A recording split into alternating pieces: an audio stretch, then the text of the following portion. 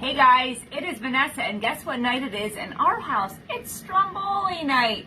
So if you want to find out how to make these so easy peasy, you need to check in right now and see what's happening, okay? So first things first, if you like to make your own dough, feel free to go ahead. I am a cheater, okay? So I like to go to Aldi and I get the bags of dough. These used to be like 94 cents. They are currently just under $2 now, okay?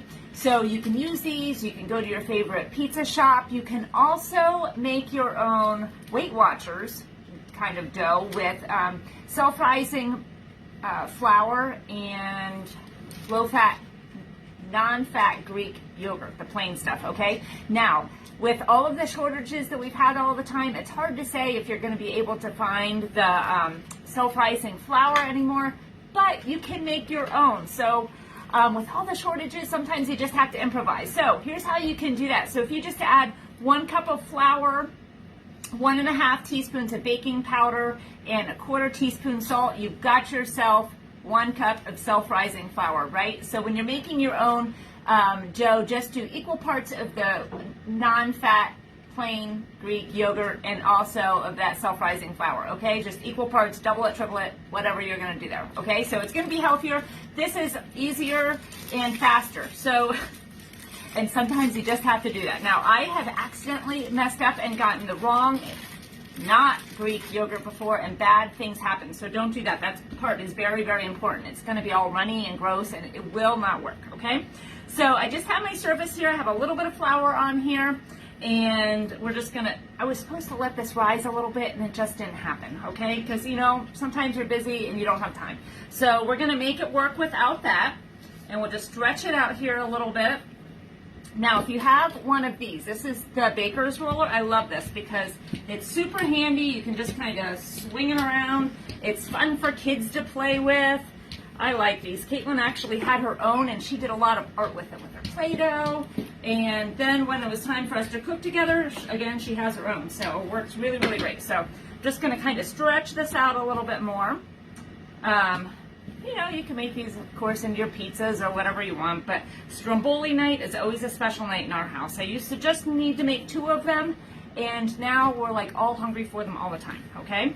So just kind of stretch it out to as big as what you want or as much time as what you have. So we'll just do that. And then you want to slice it in half, okay? So I've got my pizza cutter here. I'm just going to slice this right in half here, or somewhat close to that.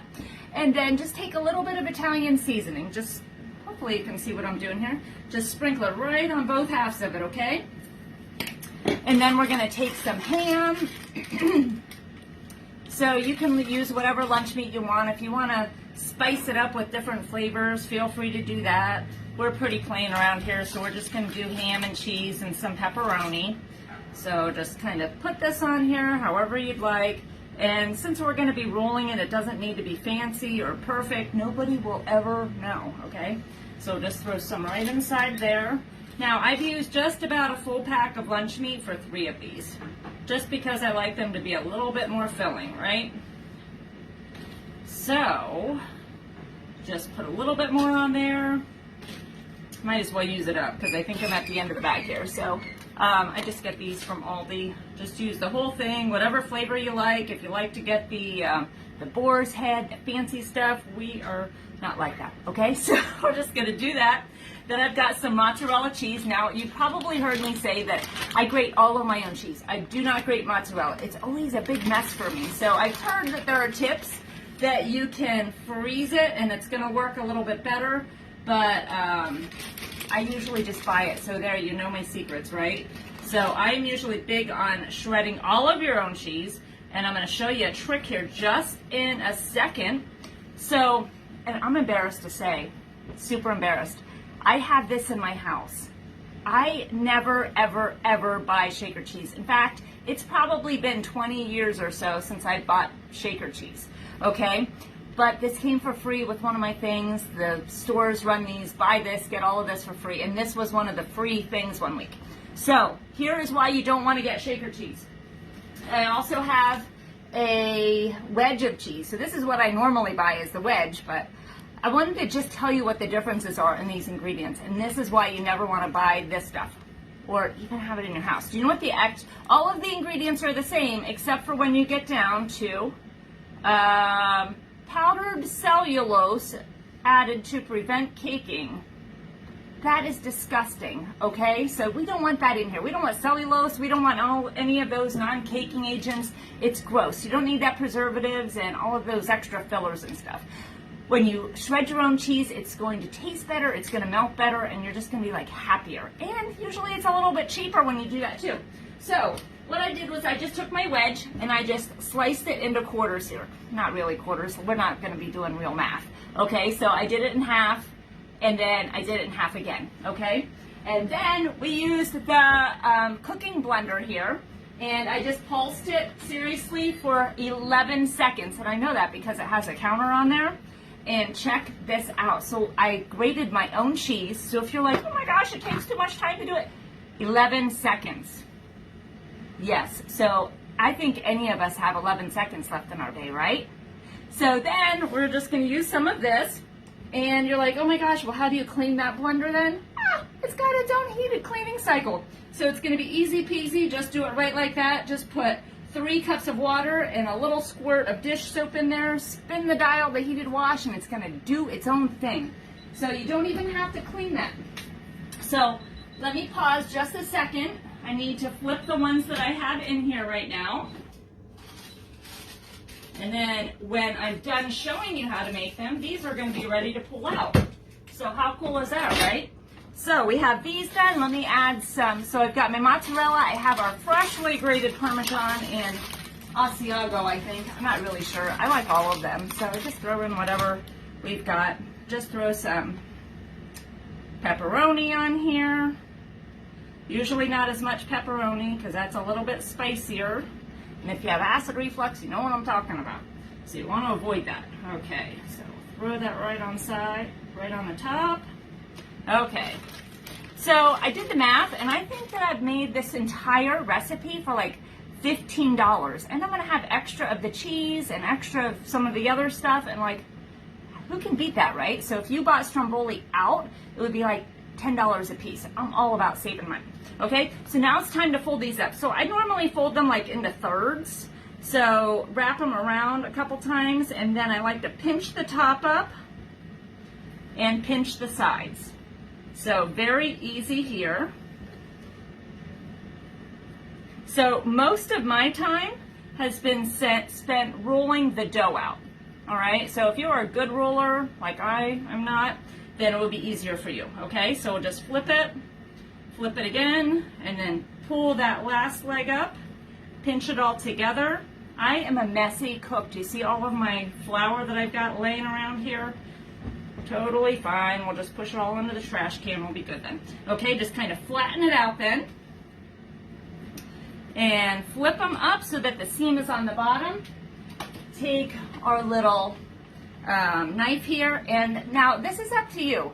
I do 5 slits on the top if it's pepperoni. I do 3 on the top if it's cheese. That way, some of us like cheese, some of us like pepperoni. It's easy to tell in our house, right? So this one has pepperoni, has more ingredients, so it gets 5 slits. So just kind of stab it in the center there. Now you want to make sure that it is pinched tight because you don't want anything oozing out. I will tell you, once I thought, oh, I'm going to stuff this with some of the sauce too. It was a hot, bloody mess. Quite honestly, it looked like blood because it was oozing all out. I made a huge mess. Don't do that, okay? So if you want the sauce, dip it in it later. Don't do it right here.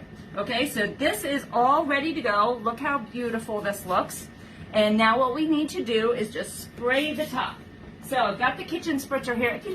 If you have this or don't know how to use it, or maybe you thought about it before, here's how this works. So you fill this with your own oil. Can be any kind of oil. You can even make flavored oils with herbs that you might have in your grown or in your windowsill.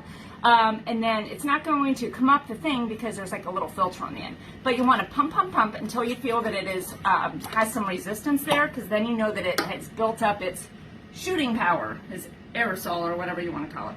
Okay, so I'm just going to shoot some right on the top here. And I'm just going to rub it on in here a little bit and shake some more of the Italian seasoning on. I probably should have done it backwards so that I rubbed it differently. But we'll just rub this right on top here. Let me wipe my hands off because now it's gross.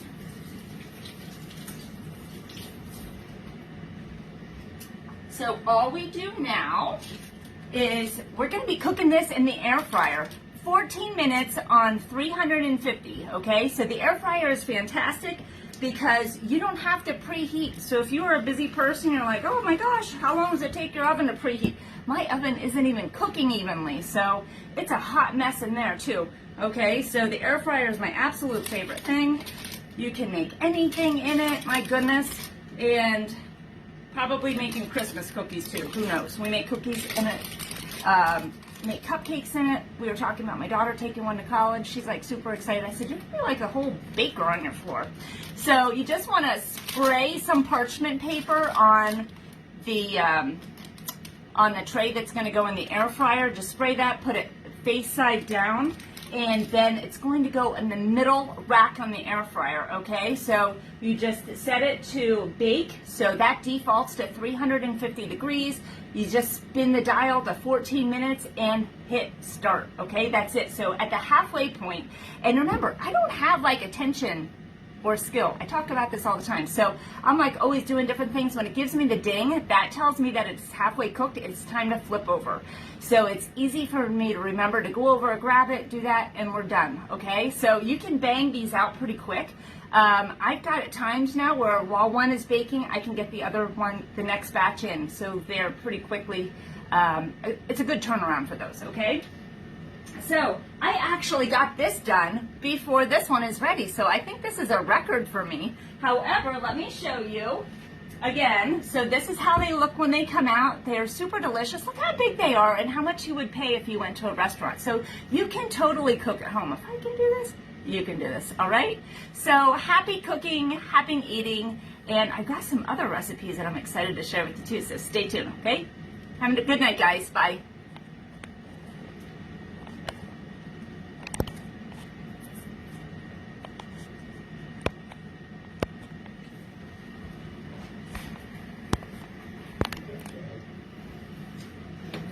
I don't know. I might be staying on here.